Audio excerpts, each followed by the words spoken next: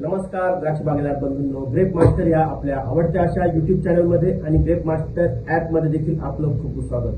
मित्रांनो, सूक्ष्म घट निर्मिती मधील सिक्रेट या व्हिडिओचा भाग 2 आपण आज बघणार आहोत. याच्यामध्ये सगळ्यात महत्त्वाचं म्हणजे घट निर्मितीसाठी महत्त्वाचे घटक किंवा जो बेस आहे तो म्हणजे सूर्यप्रकाश. त्याच्यानंतर आहे मुळांचा विस्तार आणि मुळांमध्ये वापसा कंडिशन. तिसरा मुद्दा आहे तो म्हणजे खताचं व्यवस्थापन. चौथा मुद्दा आहे तो म्हणजे पाणी व्यवस्थापन. त्याचबरोबर 6वा मुद्दा आहे तो म्हणजे रोग आणि किडीचं व्यवस्थापन. आणि हे सगळा बेस चांगला असेल तर जो 6वा महत्त्वाचा मुद्दा आहे ज्याविषयी आपण आज बोलणार आहोत तो म्हणजे पीजीआर किंवा संजीवक किंवा केमिकलचा वापर.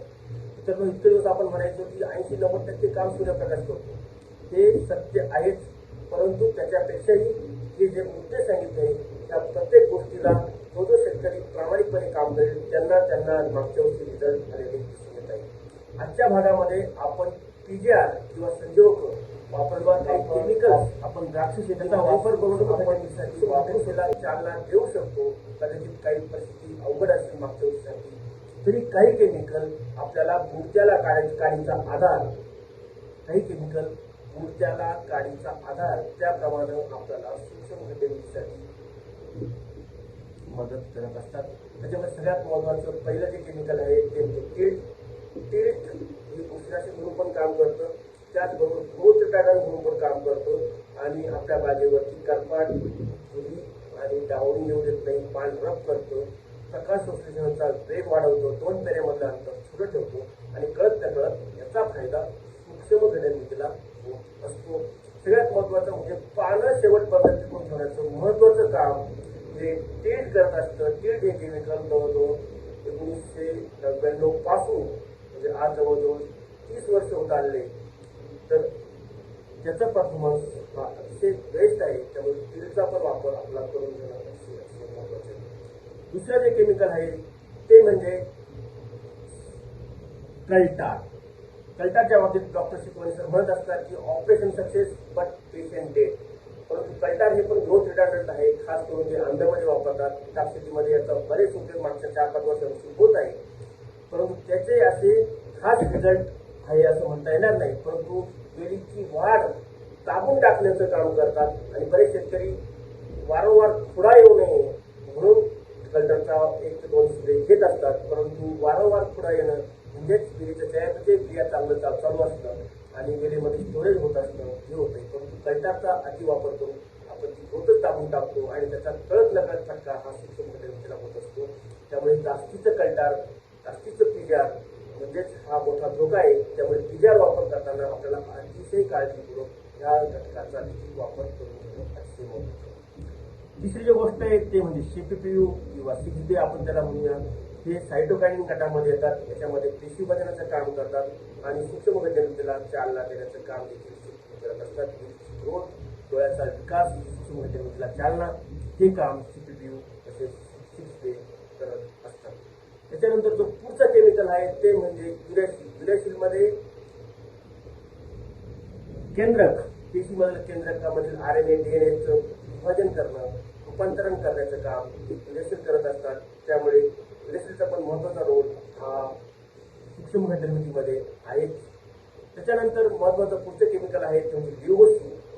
लिओसिन हे पण ग्रोथ रिटार्डंट आहे. काही काळ ते ग्रोथ थांबवतो, 2 पेऱ्यामधलं अंतर छोटं होतं, पानांची वृद्धी वाढवतं, प्रकाश संश्लेषण क्रियेचा वेग वाढवतं आणि ओव्हरऑल वेलीमध्ये स्टोरेज कसं होईल याच्याकडे लिओसिन किंवा CCC या केमिकलचा आपण वापर करू शकतो.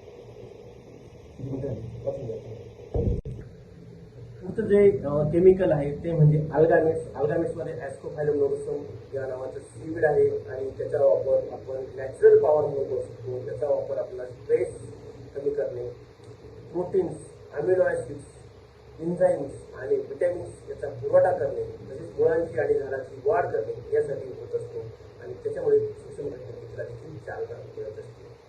पुढचं जे केमिकल्स आहेत त्याच्यापेक्षा आपण त्याला न्यूट्रिएंट्स म्हणूया. सूक्ष्म घटनेसाठी काही न्यूट्रिएंट्स अतिशय अनन्यसाधारण महत्व आहे. त्याच्यामध्ये बोरॉन असेल, मॉलिब्डेनम असेल, मॅग्नेशियम आहे, कॅल्शियम आहे, झिंक आहे आणि फॉस्फरस आणि पोटॅशियम. मायक्रोन्युट्रिएंट आणि मॅक्रोन्युट्रिएंट्स याचा वापर करून घेणं अतिशय महत्वाचं आहे. सगळ्यात महत्वाचं बोरॉन हे पेशी बनवण्याचं काम करतं. आणि सूक्ष्म घटकाला चालना मिळतं. मॉलिब्डेनम हे नायट्रोजन, एक्सेस नायट्रोजनचं कन्झम्पशन करण्याचं काम मॉलिब्डेनम करत असतं. त्याचबरोबर झिंक हे पेशी विभाजनाला चालना देतं आणि घटप्रक्रियेला देखील चालना देत असतं. त्याचबरोबर एन्झाईम ऍक्टिव्हिटी वाढवतं.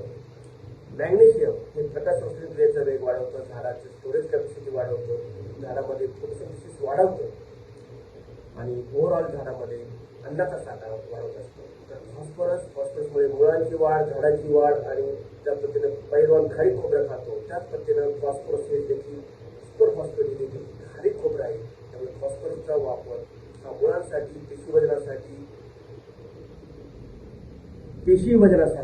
सूक्ष्म घटकांसाठी महत्वाचा रोल हा फॉस्फरसचा आहे. पोटॅशियम देखील डिसीज रेजिस्टन्स, चेन मॅच्युरिटी, वजन, शुगर आणि सूक्ष्म घटकांना चालना देण्याचं काम देखील पोटॅश करत असतं. त्यामुळे न्यूट्रिएंटचा वापर करून घेणं, फवारणीद्वारे करणं, जमिनीतून करणं, ड्रीपद्वारे करणं अतिशय महत्वाचं आणि सर्व केमिकल घेताना आपल्याला त्याचा अतिशय विलया वापर करणं अतिशय महत्वाचं आहे. जर तुम्ही कुठेतरी केमिकल्स किंवा पिजार याचा अतिरेक करत असाल तर डॉक्टर शिकवणी म्हणतात operation success but patient dead.